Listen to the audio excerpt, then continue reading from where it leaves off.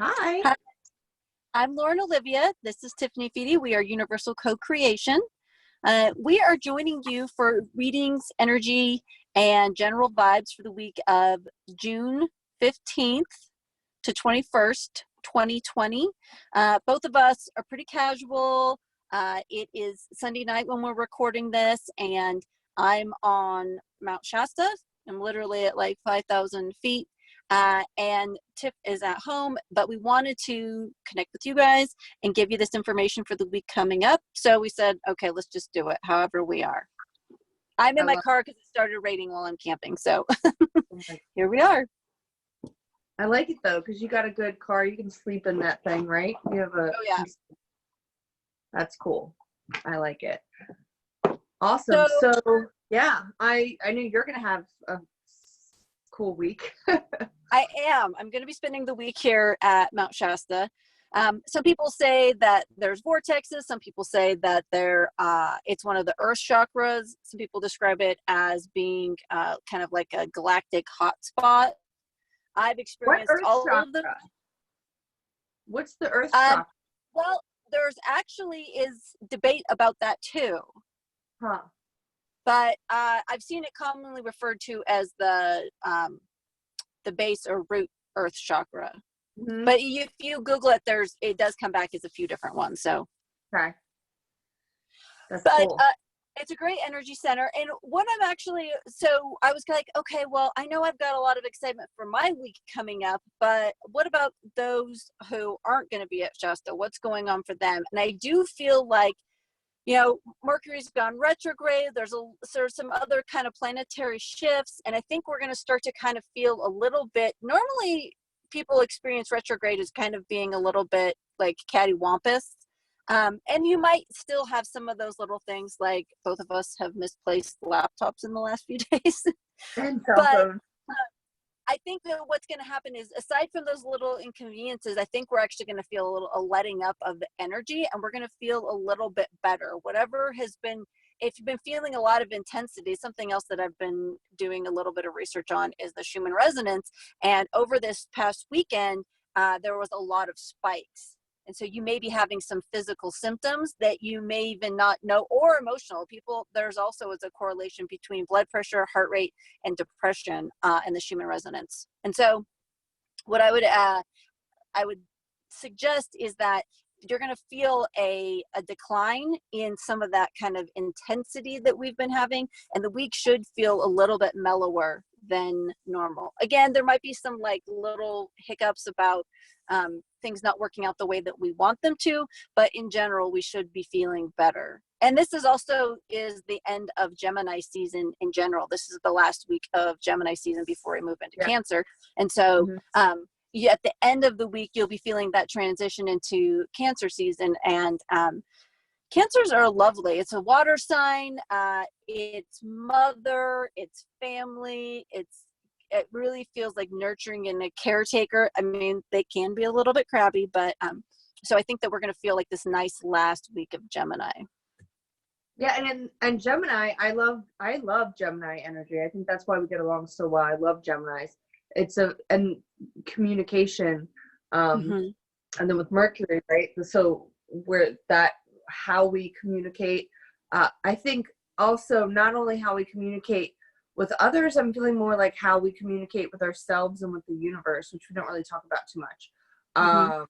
But like when you were talking about the Schumann resonance and how we notice these things about ourselves, like noticing, I feel like my body has these physical symptoms coming out of nowhere, and perhaps it's Schumann resonance, and then we either just let it go or whatever. But how do we communicate with that knowledge and that awareness?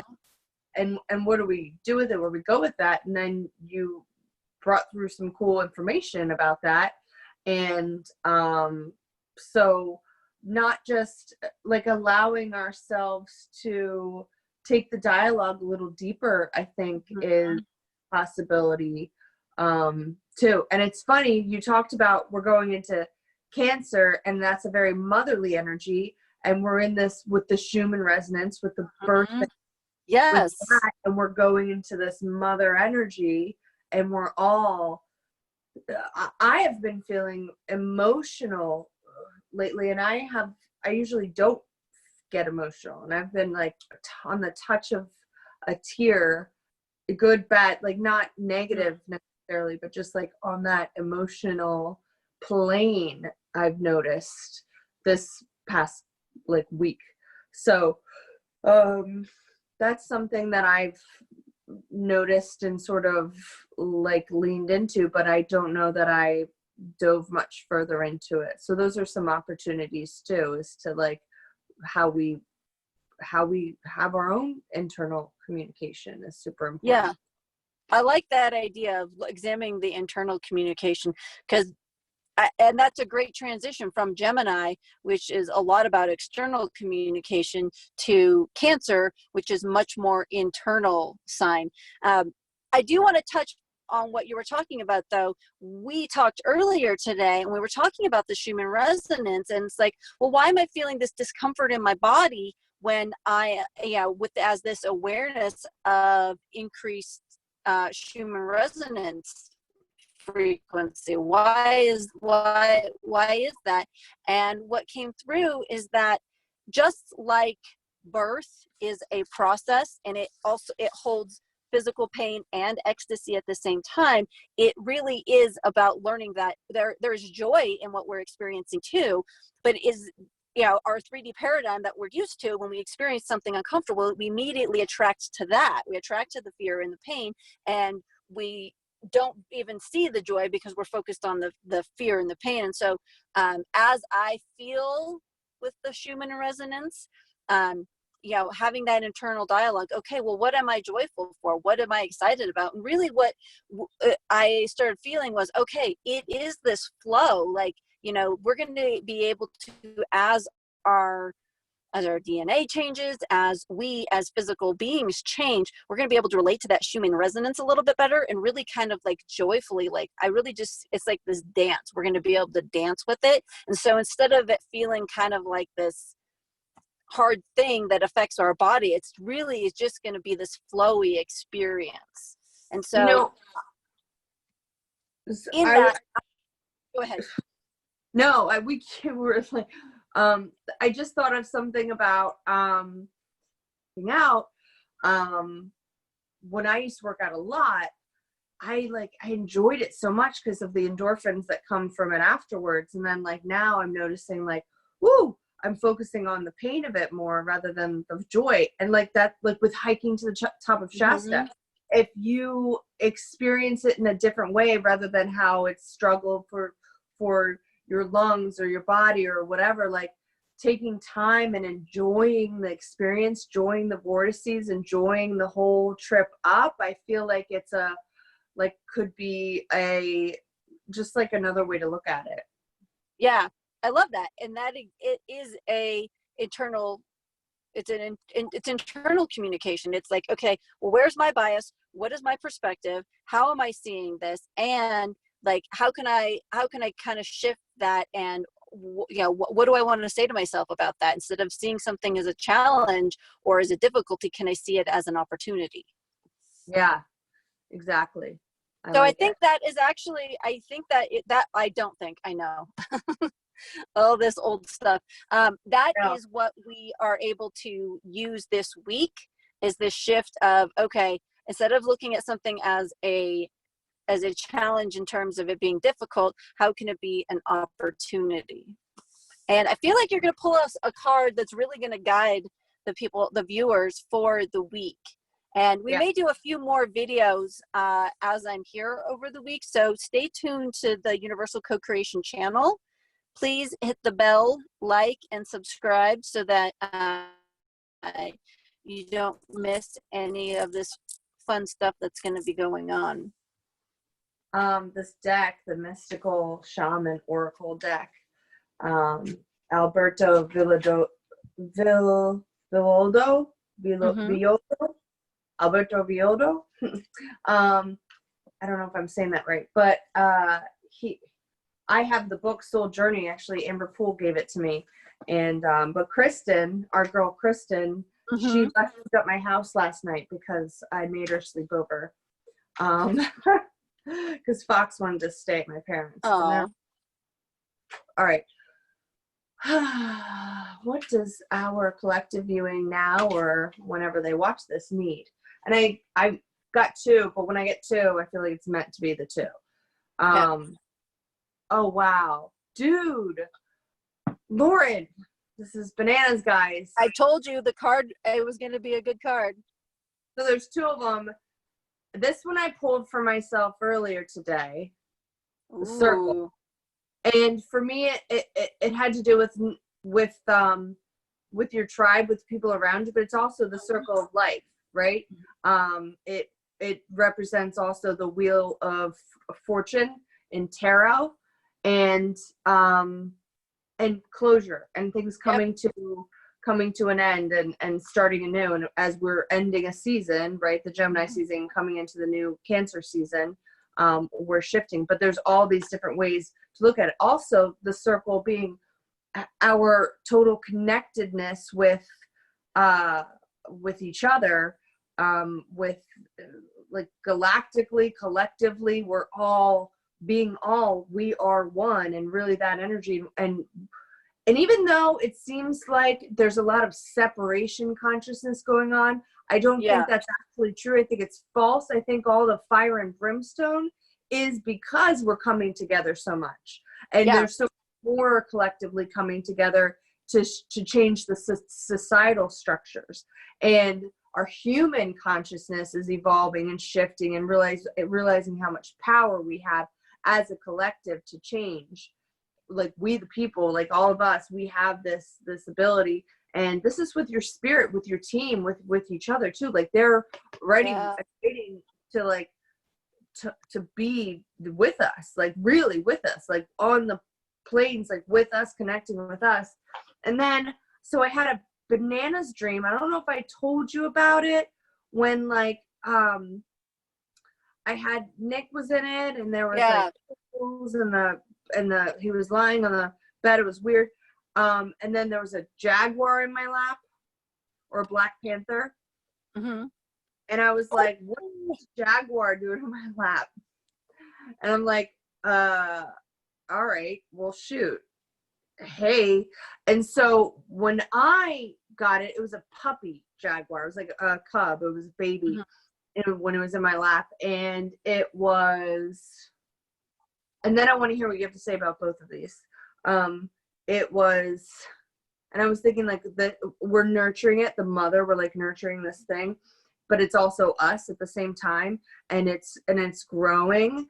And this jaguar has this power. So it's dark. It sees in the dark, and it also has this nocturnal sort of energy to it, of like seeing through the darkness, right? And so, but I want to read the message for this one, if that's okay, because I just want to know what, dude.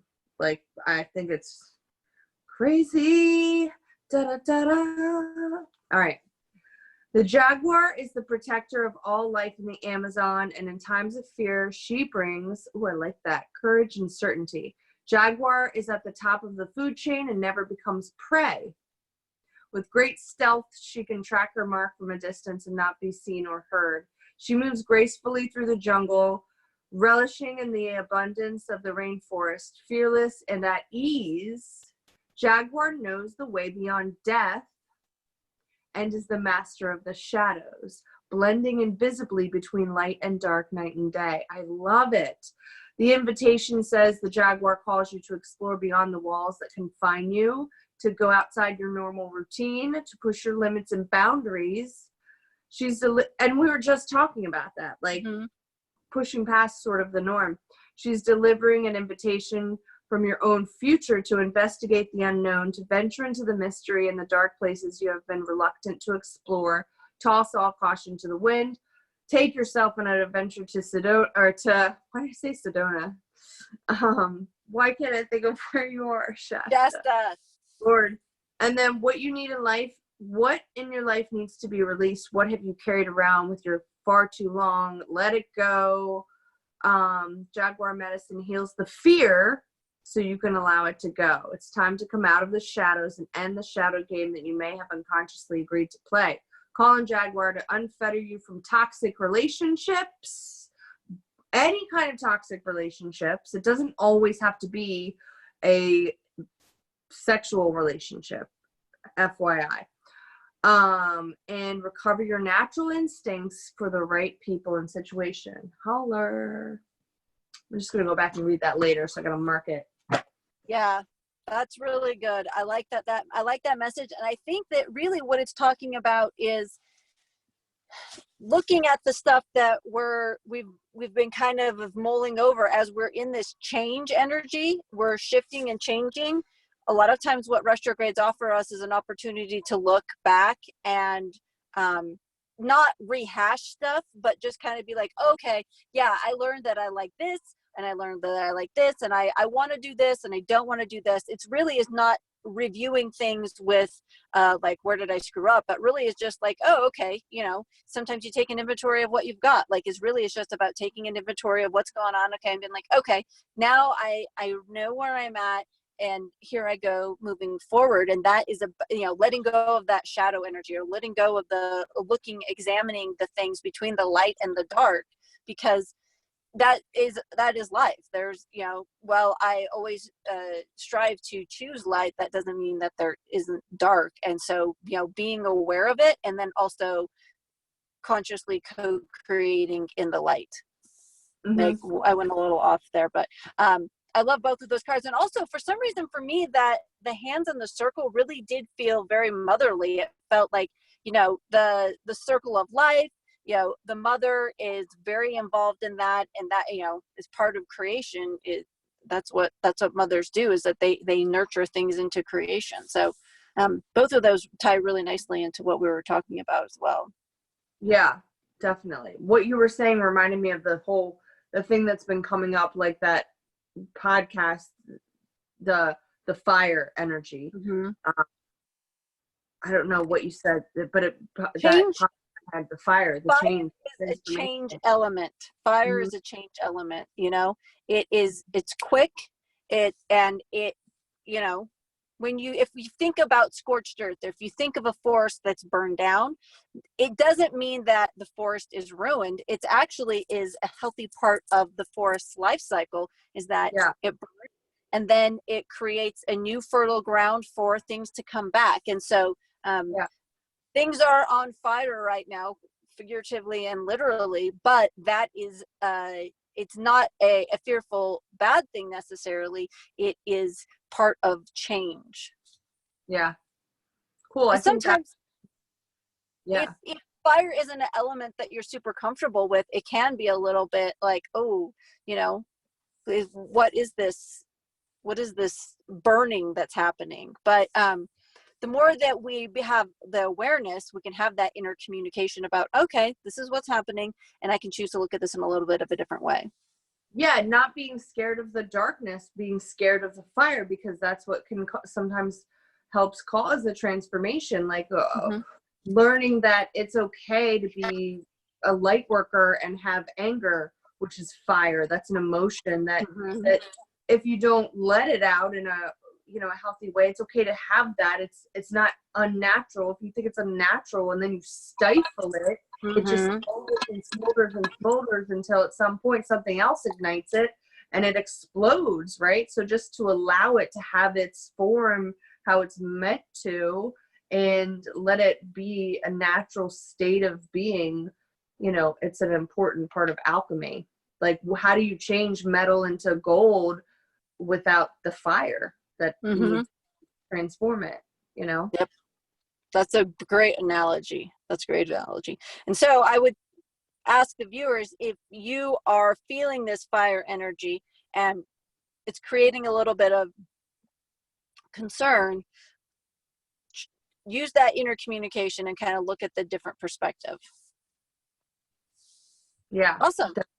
Yeah, cool. I'm really excited about the week to come. I think the energies, even with all that stuff that we talked about, are going to feel a little bit of a let up. I think it's going to be a little bit more comfortable than a lot of the change that we've been feeling the last few weeks. For sure. So, well, thank you for joining us. Thank you. Our Universal Co-Creation. This is Tiffany Feedy. I am Lauren Olivia, and thank you for joining us. Thank Click you. like, subscribe. Bye. There you go. That's it. Way to learn